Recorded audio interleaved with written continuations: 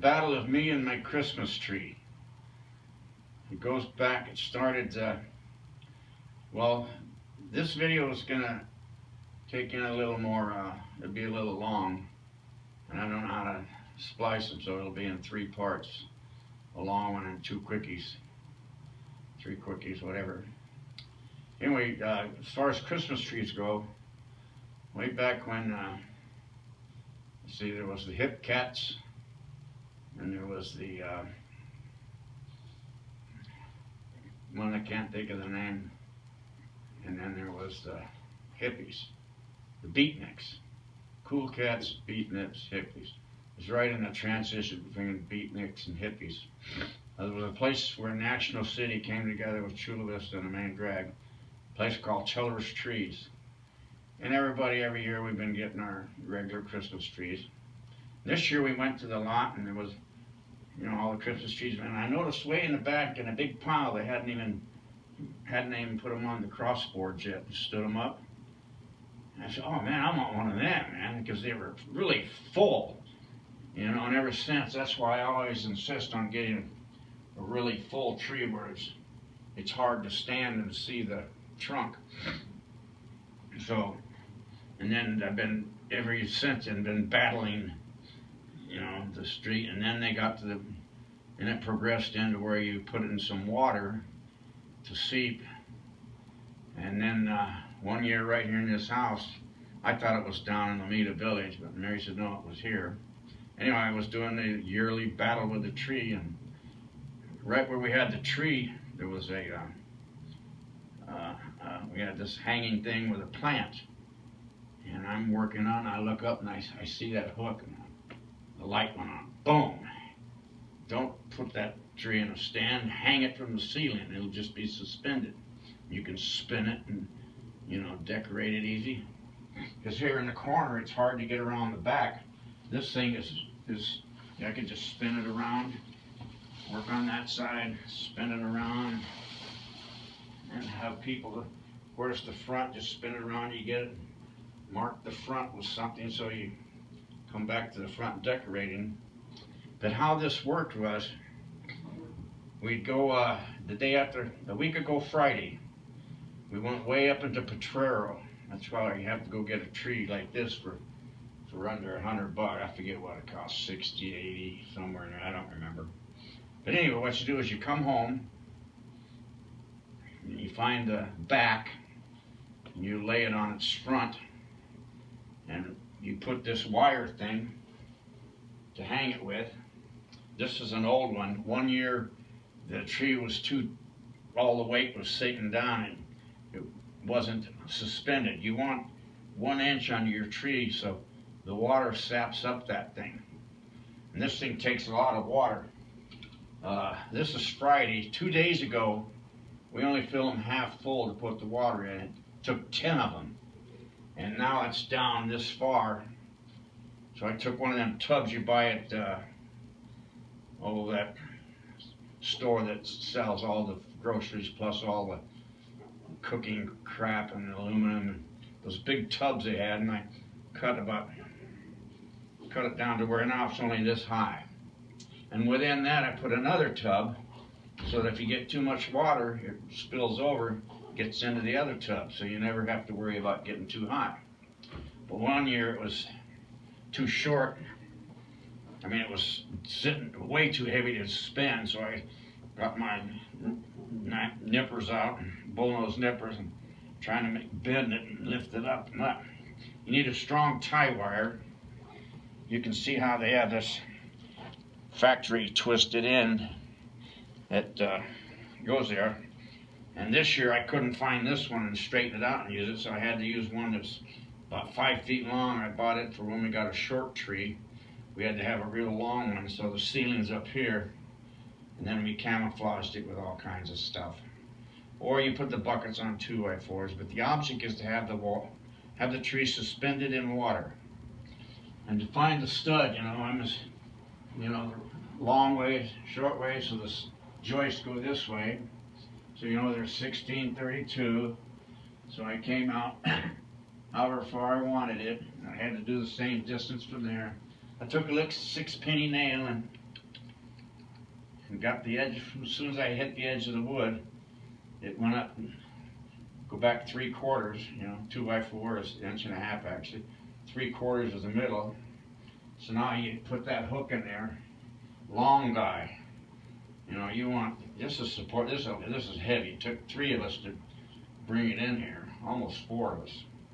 But anyway, here's the deal. You go up and you cut the tree, throw it in the truck, and you bring it down here.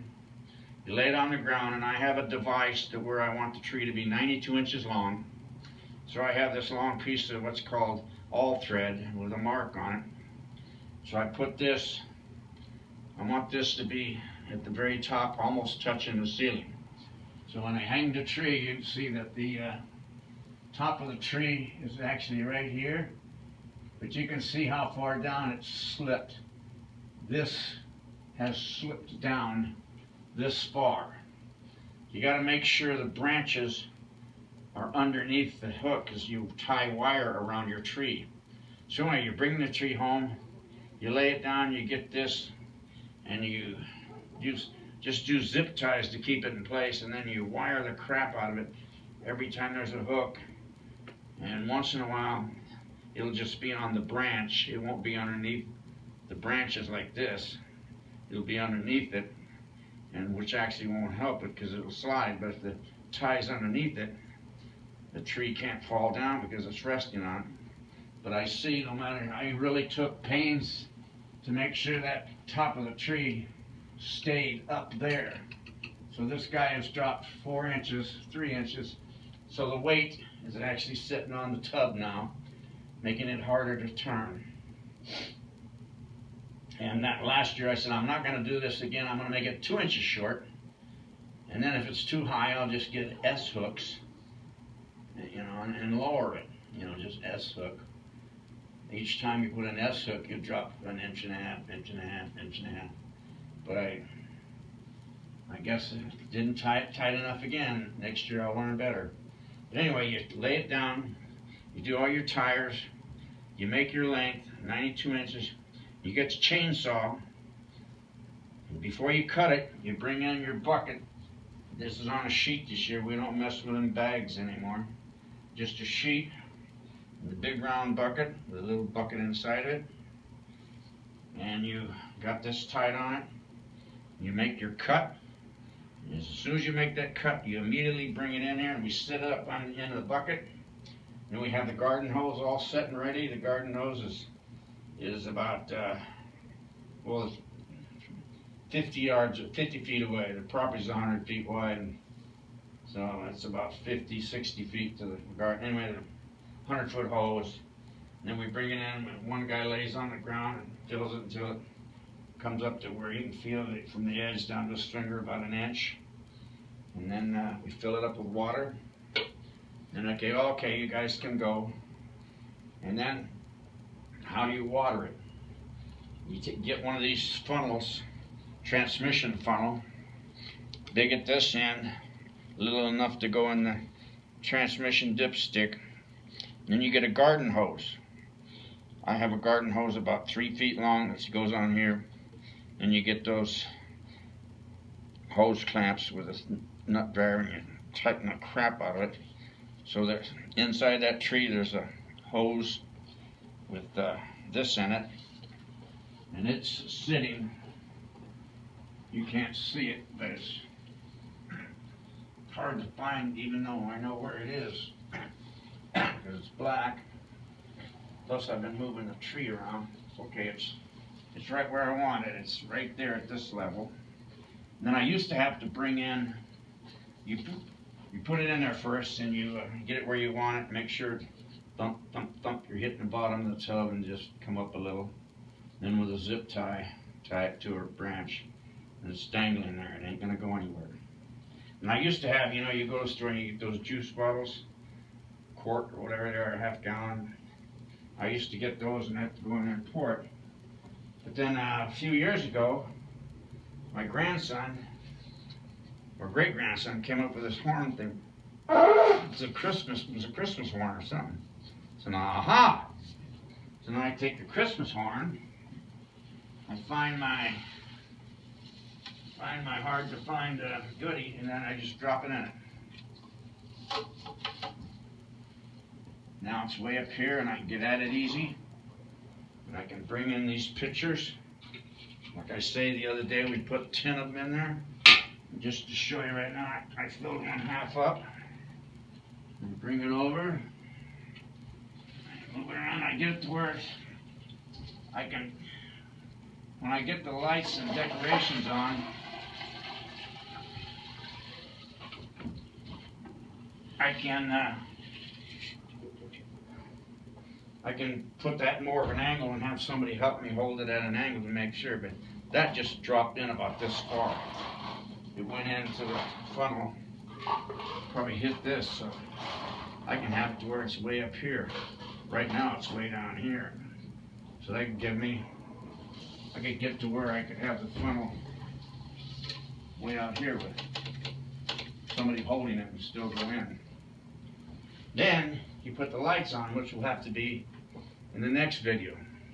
But the way I do to give that tree depth, here's your tree, and down the middle is the trunk. So my first set of lights, I never go around and around. I go back and forth and back and forth to the middle, back around to the middle, back around to the middle. You go all the way up to the top, you still have a bunch left. So you start your way down, and then like where my thumbs are is the center. So if you look at the tree looking from head down, you got them wrapped around the trunk, and you got them out here. And the last time you go around the perimeter of the tree. And again, so I spin the tree around to the back. Or actually, it's not this. This would be the back.